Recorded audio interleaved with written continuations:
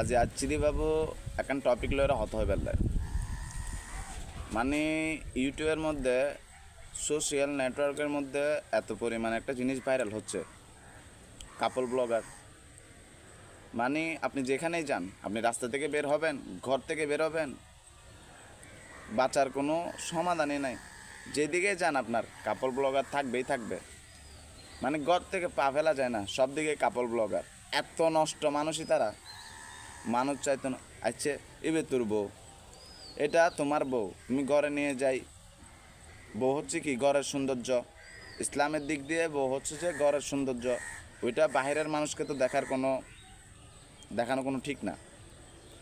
ইতের বউ লই চলে আইব, ওইতে গার্লফ্রেন্ড লই চলে আইব, স্কুলত মায় ফেলে চলে আইব, আয়ের কাপল ভিডিও করিব। ইতার আর হামই দেখি একখানা ওই বুঝতে লাগবে তো এখন লাড়ি সারি দেখুন আর প্রেমিকারা